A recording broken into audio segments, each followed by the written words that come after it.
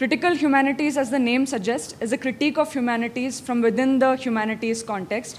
And it tries to develop a critical viewpoint from within the Indian academic context. So the project is about Nemo cultures. What are Nemo cultures? Nemo cultures are cultures of memory. What I've done here is I have tried to collect cultural forms of the tribes in Odisha, which do not have written text, which do not have written literature. They have songs and performances. What they do is they have stories, they have dances, they have songs which they remember from years back. They receive it, they respond to it, and they improvise it. That is their cultural forms. Those are called Nemo cultures. So how is it different from us? Suppose if I write a book today, it will have an author's name in it called Ananya Mishra. But in these cultures, they do not have an origin. I will learn from my father. I will pass it down to my children, the songs that I learn. And most importantly, they do not depend on an external retention system. I use this paper today because my memory is so weak. But if a person from a Nemo culture comes here, he or she will be able to sing a 300-line poetry without seeing or without depending on any external retention system. So what does this project try to do is creatively digitalize and enact this kind of Nemo culture. So mainly it is multimedial. So it will use the help of image, music, and performance. And because it is hypertextual, also videos. It is incomplete. A Nemo cultural project can never be complete because of the sheer number of Nemo cultures that are present in India and also in the world. It is also open-ended because it won't be the final word. I won't have the final word on these cultures because this is what we call as lively archives. What do archives do? An archive stops with recording a fact. But a Nemo cultural archive is a lively archive. This is open. Suppose a person from a Nemo culture comes and sees this project, he will be able to see that, oh, I know about this dance form. I will write something about it. So he will add to that. In this way, these archives are lively archives. So what does a Nemo cultural project like this and a website like this has to do in an academic medium and that too in humanities? We see today in India a lot of industrialization going on, a lot of land acquisition going on by the government. So what happens is that the tribes are displaced from their homes. And they are resettled in places which does not connect back to their memories. In this process, they are losing out of their Nemo cultures.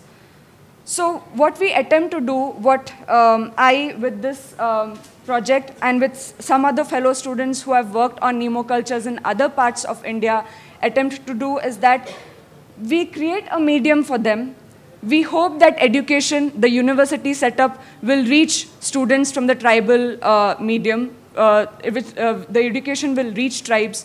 They will see this project. They will respond to it. They will find their gene, locate it, and remember, retrieve their memories so that their Nemo cultures, their cultures of memory will not be lost in the process of what we call development.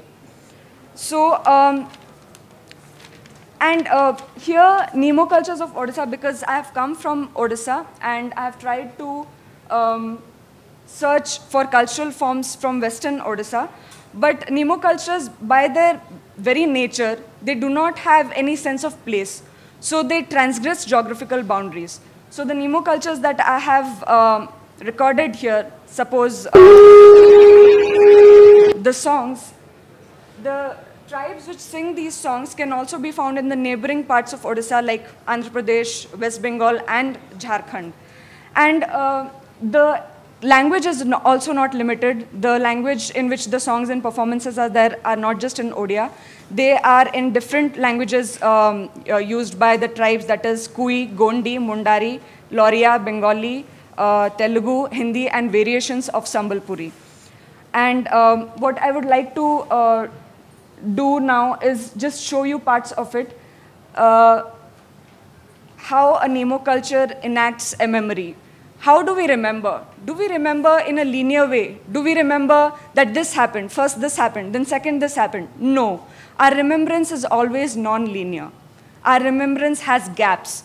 Our remembrance has rewinds, has fast forwards, and we always forget. So this project enacts that nature of memory. So Geet, I've tried to record the songs of some of the tribes.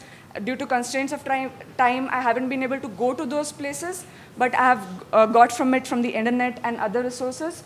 So, for example, Binti is